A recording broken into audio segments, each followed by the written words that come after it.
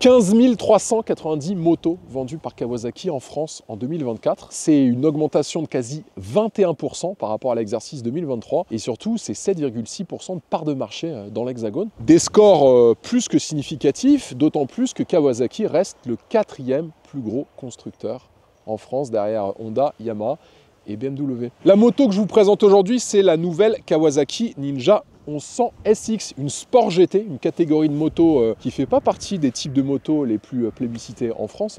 On a les roadsters et les trails qui occupent le haut du panier en termes de volume de vente, mais celle-ci plaît énormément. C'est tout simplement la moto Sport GT la plus vendue en France sur l'exercice 2024 avec pas moins de 824 unités. Kawasaki l'a revue avec une augmentation de sa cylindrée, augmentation de son coût, encore de nouvelles technologies.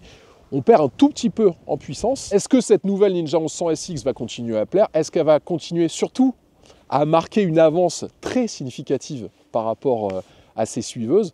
Vous allez voir que rien n'est si simple sur l'exercice 2025 et qu'elle va avoir affaire à une concurrence aux dents très acérées. Dans cette vidéo, je vais vous présenter toutes ces caractéristiques techniques, ces équipements, ces technologies. J'irai faire un tour sur la route, sur ces belles routes dans la région du Languedoc-Roussillon, à côté de Perpignan, pour vous donner mon avis sur son comportement routier, et je conclurai cet essai détaillé avec ses qualités, mais aussi ses défauts, pour que vous puissiez tout connaître sur cette nouvelle Kawasaki Ninja 1100 SX. Donc restez bien jusqu'au bout de la vidéo, d'autant plus que je la comparerai à toutes ses concurrentes. Sur YouTube, abonnez-vous, activez la cloche de notification. Pareil, mettez-moi un pouce bleu, ça m'aide énormément dans le référencement des vidéos YouTube et ça me permet de vous proposer de plus en plus d'essais, que ce soit des essais moto et aussi auto.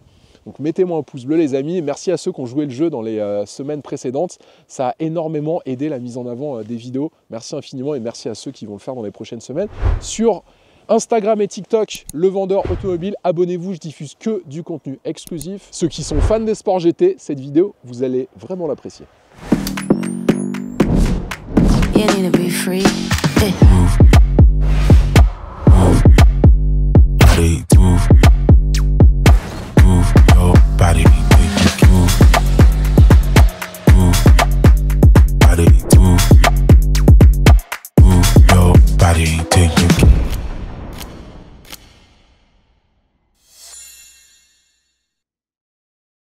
Pour la première fois, la Ninja 1100 SX, elle se dote d'une version SE pour Special Edition avec des équipements spécifiques. On a notamment le système de freinage Brembo, amortisseur Linz, poignée chauffante. Et la version que je vous présente, elle est équipée du pack Performance Tourer qui est facturé 2800 €. Je vais commencer par vous détailler l'avant de la moto. On a une bulle de série réglable en hauteur sur 4 positions, sans outils. Et vous pourrez avoir cette bulle fumée large sur notre modèle grâce au PPT. Elle est 24 mm plus haute que la bulle de série. Les rétroviseurs, ils sont en plastique noir avec un bras en aluminium qui est situé sur les carénages, juste à côté de cette bulle. Projecteur avant full LED, avec un look assez agressif qui fait clairement penser à la lignée des Ninja hyper sportives. Clignotants à LED déportés vers le bas et qui sont bien intégrés d'ailleurs au dessin du véhicule, je trouve. Et on a une fourche inversée Showa de 41 mm qui est réglable en compression, détente et précharge. Et puis le garde-boue avant, il reprend la couleur du reste de la carrosserie de la moto. Jantes de 17 pouces à l'avant et à l'arrière. On a des pneus Bridgestone Batlax Hypersport S23, système de freinage Brembo, comme je vous l'indiquais, avec un double disque semi-flottant de 300 mm et puis étrier monobloc M432 à montage radial. En revanche, sur le freinage à l'arrière, on est en Nissin avec un simple disque 260 mm et un étrier à un piston. On a un pare-carter grâce au pack Performance Tourer qui est en plastique noir à haute densité avec des inserts en alu et avec le logo Kawasaki. Cadre en aluminium noir à double tube, réservoir 19 litres, ça c'est plutôt bien pour enchaîner les kilomètres. Je reviendrai sur sa consommation sur la partie de l'essai routier. Une selle noire de série, capot de selle passager qui est en couleur carrosserie sur notre modèle, toujours grâce à ce pack Performance Tourer. Là, il a été retiré. Hauteur de selle 83,5 cm et avec la selle basse, vous aurez 80,7 cm de hauteur de selle. Poignée de maintien noir pour le passager, assez large d'ailleurs.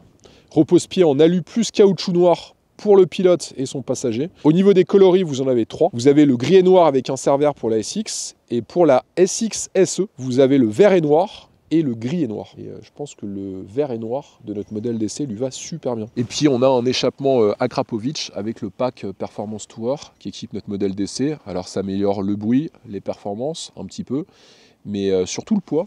car ce système d'échappement, il est plus léger que celui de série, qui est esthétiquement moins harmonieux que l'échappement à Krapovic, il faut le reconnaître. Support de valise de série, et grâce au pack Performance Tourer, vous avez les valises à fixation rapide de 28 litres chacune, et vous pouvez en option avoir un top case de 47 litres. Suspension arrière à montage horizontal de type backlink, avec un mono-amortisseur Öhlins S46, rebond et détente ajustable, et précharge ajustable par la molette qui est déportée. Feu arrière full LED, qui sont intégrés à la carrosserie. Support de plaque en plastique noir plutôt long, hein, qui intègre les clignotants. Garde au sol 13,5 cm. Et concernant son poids, sur la version SE Special Edition que j'essaye, c'est 234 kg. Et sur la version SX, c'est 1 kg de plus, 235 kg. Peu de différence entre les deux finitions. 1099 cm3, on est sur un moteur 4 cylindres 4 temps à refroidissement liquide, sur cette version 1100.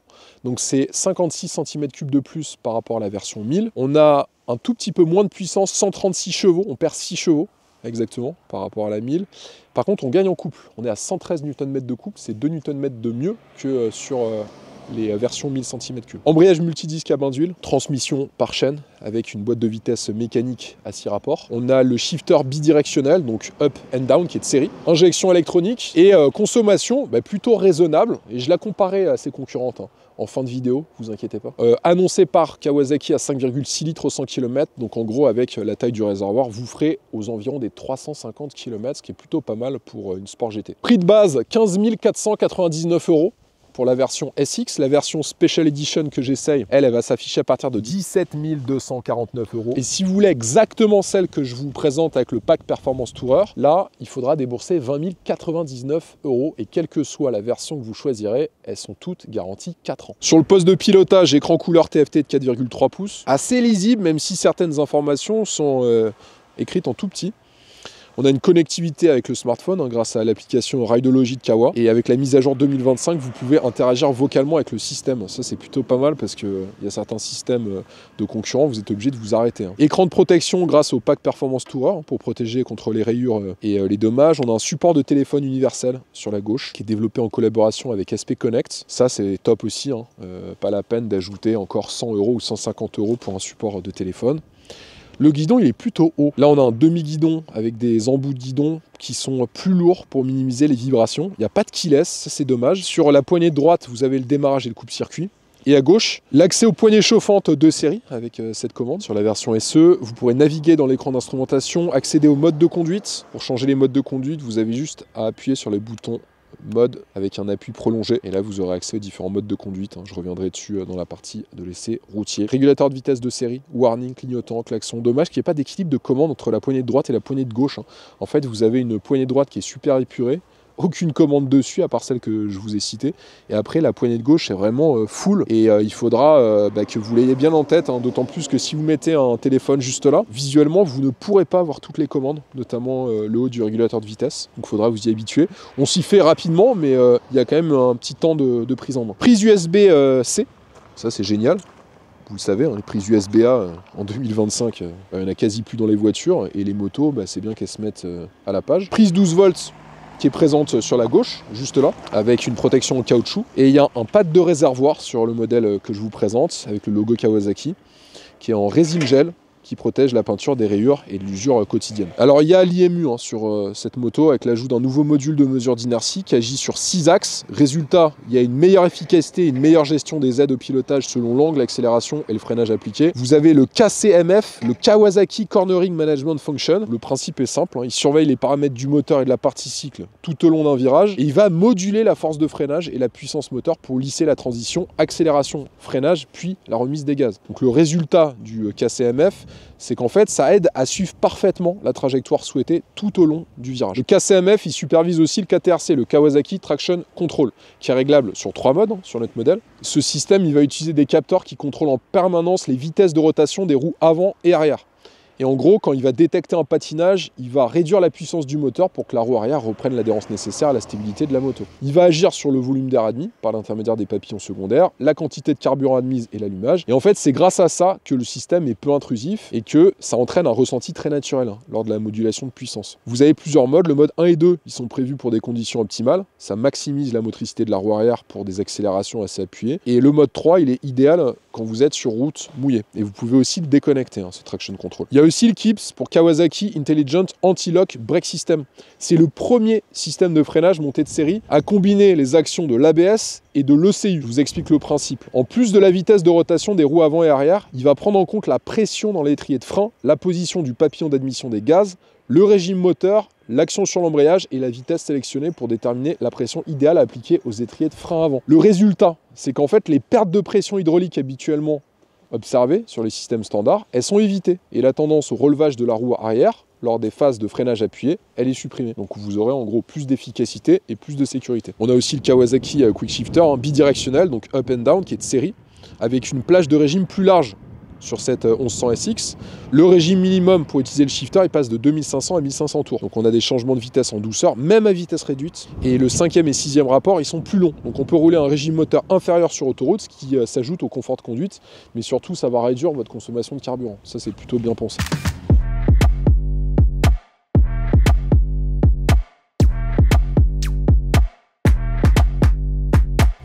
Place maintenant l'essai routier dans des conditions climatiques un petit peu extrêmes.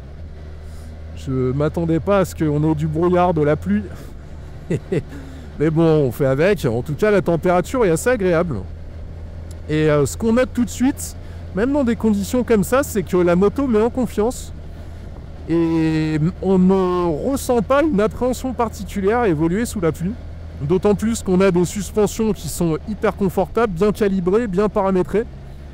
Et du coup, on a une absorption des aspérités, des défauts de la chaussée qui se fait de manière naturelle. Et même si les suspensions ne sont pas électroniques, je trouve que le paramétrage de l'amortissement et des suspensions est bien fait. Tantôt, on a une moto qui est extrêmement confortable. Et je pense que c'est pour ça que les propriétaires de ces sports GT de chez Kawa sont nombreux. C'est qu'on a le look d'une hyper sportive avec le confort qu'on pourrait retrouver presque, je dis bien presque, sur un trail. C'est un peu cet outil à tout faire qui plaît beaucoup aux propriétaires, aux acheteurs de ces motos sport GT. On n'ose pas forcément passer sur une hyper sport parce que c'est trop exclusif comme utilisation. Mais on se dit qu'une sport GT, on a le look, on a presque l'ivresse, sans les contraintes.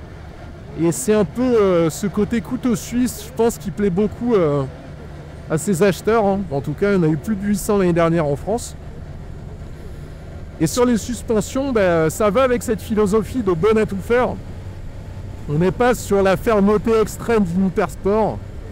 Et on n'est pas non plus sur l'extrême côté moelleux qu'on pourrait retrouver sur certains trails. Mais je dirais qu'il y a un bon équilibre. Et cet équilibre plaît beaucoup et participe aussi à cette facilité de prise en main, cette absence d'appréhension quand on est à son guidon. On prend du plaisir et ce facilement. Il y a plusieurs modes de conduite. Là, je me suis mis en rail, je vous cache pas. Et les modes de conduite sont assez marqués. On a notamment le mode sport, toutes les qualités de cet accélérateur by-wire, ce throttle by-wire.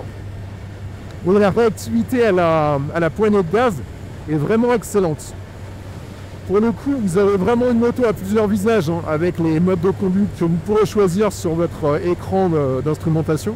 Et ça, ça fera le bonheur de ceux qui aiment profiter de toute la puissance et de 136 chevaux de cette 1100. Alors certes, on perd un petit peu en puissance, c'est difficilement perceptible par rapport à la version 1000 cm3 qu'elle remplace, mais on gagne en couple. Alors, je ne vais pas vous dire que dans le couple, ça se fait ressentir. Moi, pour être honnête avec vous, j'ai eu du mal à voir la différence entre la 1000 et la 1100.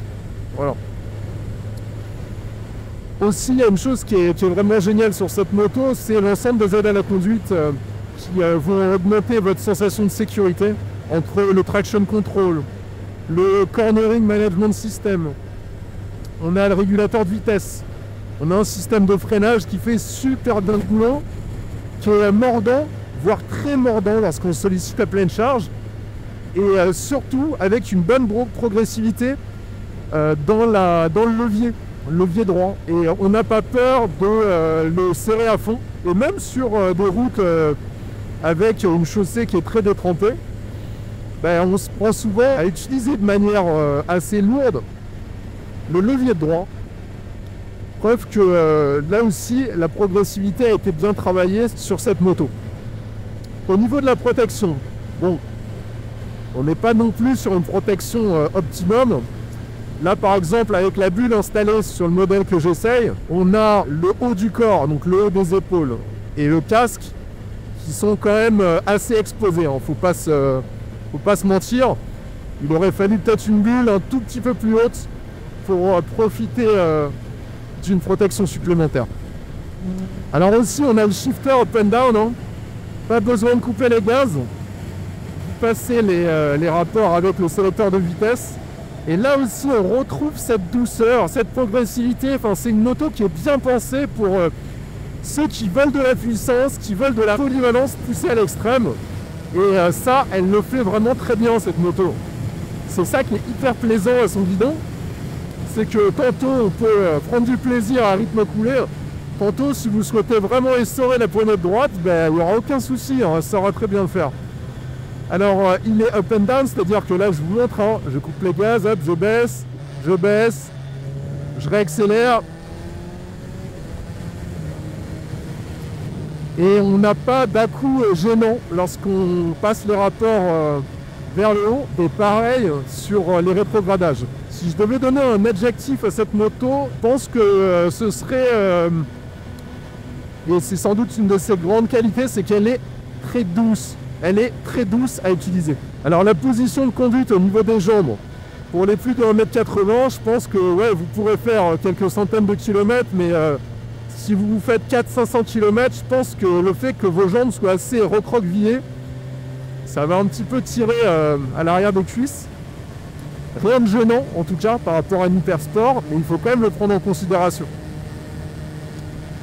Là je suis en 5e, je vais vous faire une petite accélération, on va voir ce que ça donne. Je vais quand même faire attention parce qu'on est sur une piste assez détrempée.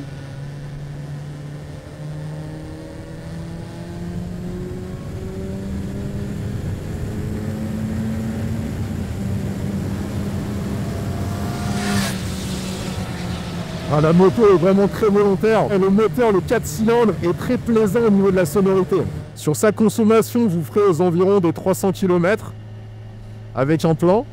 Amplement suffisant hein, pour vous permettre des grandes escapades le week-end ou même partir en vacances avec, même si sa capacité d'import sera au top une fois que vous aurez installé un top case, parce qu'avec les valises qu'il y a, bon, même si le litrage est correct, vous allez avoir du mal à ranger beaucoup d'affaires et partir 10 jours en vacances avec.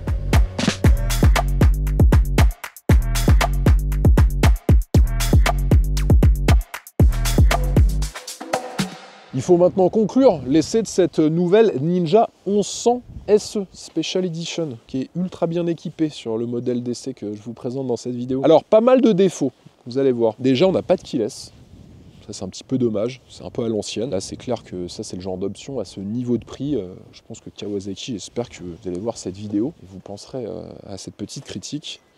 La prochaine, faites un keyless quand même, ce serait bien. On n'a pas de béquille centrale, pas de selle chauffante. Et c'est vrai que bon, sur ces motos sport GT, quand même le mot GT dedans, une petite boîte automatique ou robotisée, ça peut être pas mal hein, pour la prochaine génération de la Ninja 1100 SX. Ou SE d'ailleurs. Autre point, l'affichage de l'écran TFT. Je trouve que c'est un petit peu dépassé en termes de design. Et il aurait fallu un écran un tout petit peu plus grand. J'essaye de trouver des défauts, les amis. Hein. Dommage pour les aficionados de cette moto, mais forcément on essaye toujours de trouver des petits défauts. Et puis je trouve que la position de conduite, moi qui suis fan des trails, en termes de confort, c'est quand même un niveau en dessous de celle d'un trail avec un moteur de 1100 cm3. On a une position de conduite qui est un peu moins naturelle et sans doute sur des très longs trajets plus fatigantes que sur un trail. Donc, je vous rassure, beaucoup de qualité. Déjà équipement pléthorique. Entre le support de téléphone, la prise USB-C, les poignées chauffantes, le régulateur de vitesse, la commande vocale avec l'application Rideology de Kawasaki. On a aussi sur cette version SE le freinage Brembo, amortisseur Öhlins, échappement Akrapovic. On commence à avoir un véhicule qui est extrêmement bien équipé. Le confort, tant sur les suspensions que la selle, surtout la selle qui est très moelleuse. On a envie de se faire des centaines de kilomètres à son guidon. On a aussi un look, moi j'aime bien ce look un peu hybride entre une moto de sport et une moto GT. Alors quand on la voit de loin, on se dit que c'est une moto de sport, mais en fait c'est une vraie GT, hein, surtout avec les valises latérales. Une moto qui est facile à prendre en main.